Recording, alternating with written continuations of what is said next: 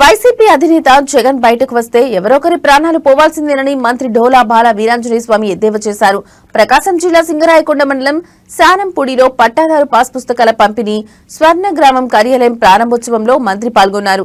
ఈ సందర్భంగా మంత్రి మాట్లాడుతూ తన పర్యటనలతో జగన్ విజయవాడలో 2 వైసీపీ కార్యకర్తలను ప్రాణాలు తీశారని ఆరోపించారు. వైసీపీ హయాంలో టీడీపీ నాయకులు కార్యకర్తలపై అక్రమ కేసులు బనాయించి వేధించారని గుర్తు చేశారు.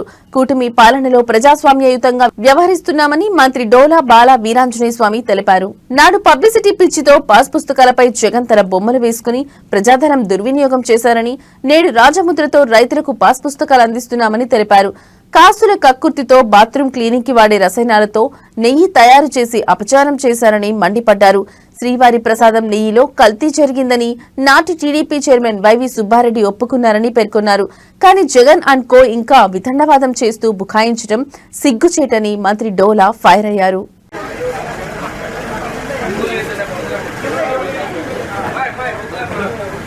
అలాగే మనం ఒక 165 ఖాతాలకు సంబంధించిన వ్యక్తిగత సమాచారాన్ని కూడా కరెక్షన్ చేశాం సార్.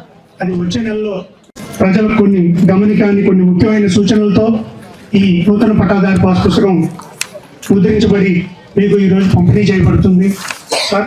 ఈ గ్రామంలో పంపిణీ కార్యక్రమం ఉంటుంది. ముందుగా ఈ నూతన పట్టాదారు పాస్ పుస్తకం గురించి క్లుప్తంగా చెప్పాలంటే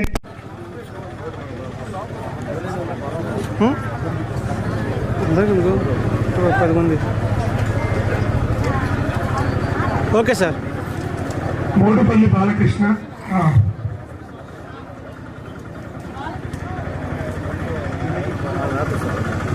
మర్రిపోయిన రమణమ్మ, 1,06,00,000 రూపాయల డబ్బులు ఈ గ్రామానికి మనం వచ్చిన తర్వాత ఇవ్వడం జరిగింది. ఇవన్నీ కూడా పూర్తి చేసేదానికి ప్రభుత్వం చిత్తశుద్ధితో ఉంది. అదేవిధంగా అభివృద్ధిని సంక్షేమాన్ని ఇస్తున్నాను. నేను ఇంకో మాట చెప్తున్నాం, ఎవరికైనా పరిష్కారం కాకపోతే ఏదైనా తల్లికి వందనం డబ్బులు కావచ్చు, అన్నదాత సుఖీభావ కావచ్చు, ఇంకేదైనా రాకపోతే ఇక్కడ ఉన్నటువంటి ఈ స్వర్ణగ్రామ కార్యాలయంలో మీరు గ్రీవెన్స్ రైజ్ చేస్తే మీ గ్రీవెన్స్ పరిష్కారం చేసే అవకాశం ఇస్తున్నాం. వీళ్ళు రాలేదు కదా అని ఎగ్గొట్టేటువంటి పరిస్థితి మేము చేయటం. స్వర్ణగ్రామ కార్యాలయంలో ప్రతి ఒక్కళ్ళకి కూడాను మీకు అవకాశం ఉంటే గ్రీవెన్స్ చేయండి, పరిష్కారం చేస్తా ఉంటున్నాం.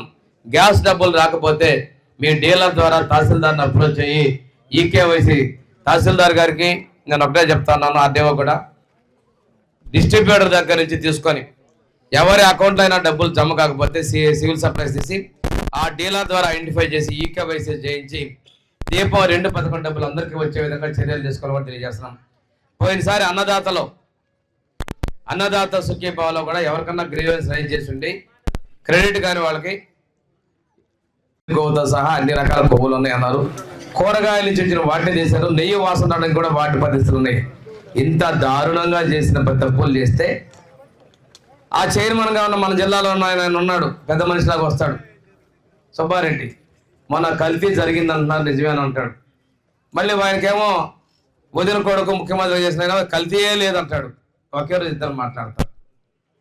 అంటే దీని మీద పేసి జనం వద్దన్న